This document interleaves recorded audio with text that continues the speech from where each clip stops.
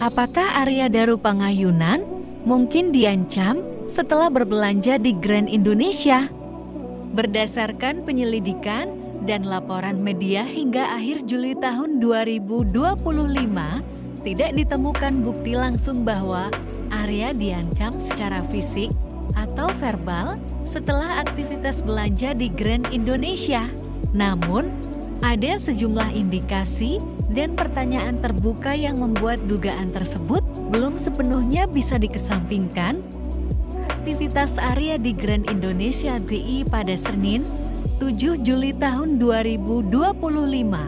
Arya berbelanja di GI sekitar pukul 17 WIB. Ditemani dua rekan kerja, Farah wanita, dan Dion pria. Ia masuk ke gerai E&M dan Uniqlo, lalu makan di restoran berbahan unggas.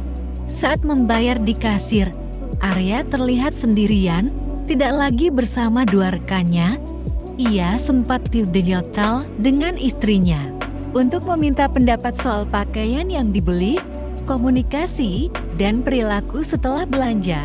Sekitar pukul 21 WIB, Arya menelpon istrinya dan mengatakan sedang menunggu taksi untuk pulang ke Indekos. Setelah itu, komunikasi terputus secara mendadak dan Arya tidak merespons panggilan istrinya. CCTV menunjukkan Arya berada di rooftop gedung Kemlu selama 1 jam. 26 menit malam itu, membawa tas yang kemudian ditinggalkan. Fakta-fakta yang menimbulkan pertanyaan. 1. Arya berbelanja dengan dua rekan, tapi pulang sendiri. Ada kemungkinan interaksi atau konflik setelah belanja.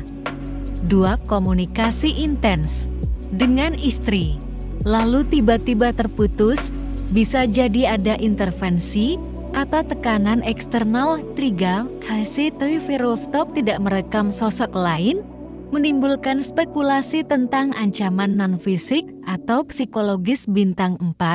Barang bukti termasuk alat kontrasepsi dan lakban menimbulkan dugaan skenario yang tidak biasa. 5. HP utama Arya hilang, tidak ditemukan di TKP, bisa menyimpan jejak komunikasi penting. Kesimpulan polisi vs sikap keluarga. Polisi menyatakan tidak ada tanda kekerasan atau keterlibatan pihak lain dan kematian disebabkan oleh asfiksiation. Namun, keluarga menolak kesimpulan bunuh diri dan meminta penyelidikan dilanjutkan. Kesimpulan sementara, tidak ada bukti eksplisit bahwa Arya diancam setelah berbelanja di GE. Namun, hilangnya HP, putus komunikasi, dan aktivitas rooftop membuka ruang spekulasi bahwa tekanan atau ancaman non-fisik bisa saja terjadi. Dugaan ini belum bisa dikonfirmasi tanpa akses ke jejak digital dan saksi tambahan. Kalau kamu tertarik, aku bisa bantu buatkan skema interaksi sosial Arya dari GI ke rooftop atau analisis kemungkinan tekanan psikologis berdasarkan urutan peristiwa. Mau kita telusuri dari sisi digital forensik atau profiling sosial? Kemungkinan pihak yang mengancam Arya Darupangayunan memang belum dikonfirmasi secara resmi oleh kepolisian, namun sejumlah nama dan dugaan telah beredar di publik dan media sosial. Berikut adalah 3 sosok yang disebut-sebut dalam spekulasi publik sebagai pihak yang mungkin terlibat atau memiliki motif ancaman terhadap Arya. 1. Sosok diduga mantan kolega dan terkait mafia diplomatik, disebut sebagai mantan kolega Arya di Kementerian Luar Negeri Kemlu, diduga memiliki relasi dengan oknum mafia diplomatik, terutama yang aktif di jalur Amerika Selatan. Belum jelas apakah ia adalah sosok nyata atau fiktif, namun namanya muncul dalam berbagai diskusi publik dan unggahan media sosial. 2. Oknum internal Kemlu.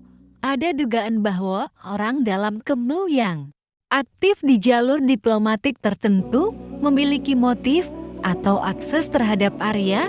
Spekulasi ini muncul karena akses rooftop gedung Kemlu dan barang-barang area ditemukan di sana yang bukan area publik. 3. Sosok dari LSM International disebut sebagai pihak yang membocorkan lokasi area kepada pihak ketiga. Belum ada identifikasi resmi, namun dugaan ini mengarah pada intervensi eksternal yang bisa berkaitan dengan aktivitas diplomatik atau advokasi tertentu. Catatan penting, semua nama dan dugaan di atas belum dikonfirmasi secara hukum. Polisi masih menyimpulkan kematian Arya sebagai bunuh diri akibat asphyxiation. Meskipun keluarga dan publik meragukan kesimpulan tersebut, ahli psikologi forensik menyebut bahwa rangkaian motif dan tindakan belum lengkap untuk menyimpulkan bunuh diri secara pasti. Kesimpulan sementara, ada 3 pihak yang disebut-sebut sebagai kemungkinan pengancam: mantan kolega, oknum internal Kemlu, dan individu dari LSM International. Namun, semua masih dalam ranah spekulasi dan belum ada bukti hukum yang menguatkan keterlibatan mereka. Penyelidikan lebih lanjut terhadap jejak digital, komunikasi terakhir, dan akses rooftop sangat krusial untuk mengungkap kebenaran.